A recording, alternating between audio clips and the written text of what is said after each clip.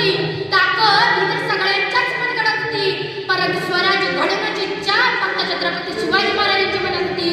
असं म्हणतात इतिहास घडवणारी माणसं इतिहास विसरू शकत नाही आणि इतिहास विसरणारी माणसं इतिहास घडू शकत नाही.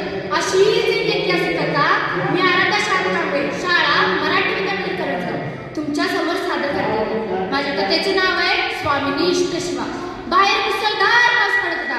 राजे स्वतःच्या मनाशीच काहीतरी म्हणत होते, जगदंब जगदंब. त्या सिद्धीला आता धडा शिकवायलाच हवा.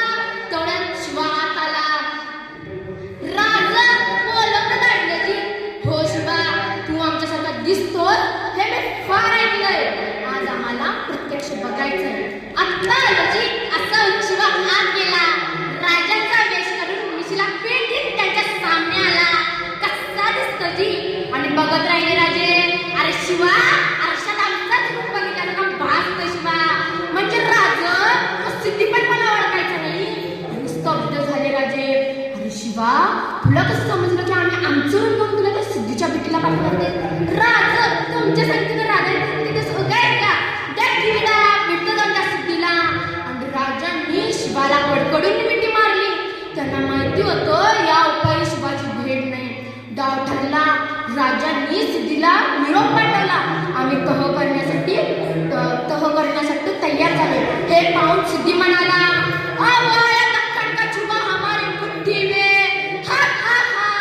शिवाजी शरण येणार या वाटेने सैन्य बस्तावर झाले. राजांनी या सिद्धीचा फायदा घेतला. ठरल्याप्रमाणे 2 पालख्या करण्यात आले. एका पालखीमध्ये स्वतः राजा बसले आणि दुसऱ्याच्या पालखीमध्ये राजांचाच वेश करून शिवा काशी.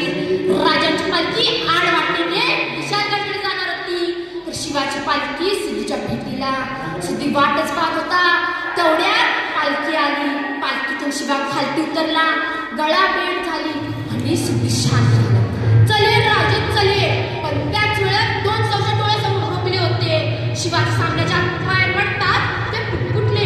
ते शिवाजी नाही होऊ शकता आणि समशेर फिरली. झपाझप वर झाले आणि विचारल्या सिद्धी, सच बता, तू हे शिवाजी? तसा शिवा म्हणाला, अरे हो, मीच आहे शिवाजी. असा तिसरा बार अशी महाराजची कौचार निघाली. आणि परत विचारल्या सिद्धी, सच बता, तू हे शिवाजी? तसा शिवा म्हणाला, अरे हो, मीच आहे शिवाजी. आता सिद्धी वळला ते 2 सौशे डोळ्यांवर. तो होता अफजल खानचा मुलगा फाजल. सिद्धीने विचारलं, तुम कैसे कह सकते हो कि शिवाजी नहीं हो सकता? हुजूर, मैंने देखा है शिवा को अब्बा जान की कतर के वक्त. उस समय कृष्णा जी खासकर के शमशेर उसके सिर पर हुआ था. अगर ये सच में शिवाजी है तो ढूंढो उसके सिर पर.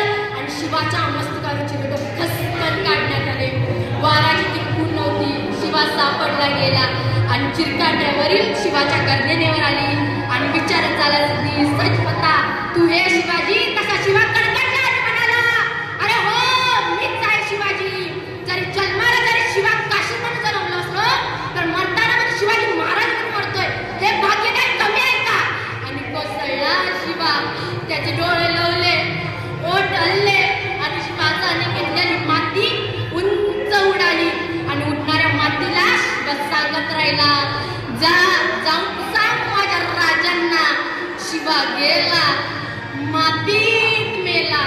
नुसताच मातीसाठी नाही मेला राजा, तर मातीसाठी मेला.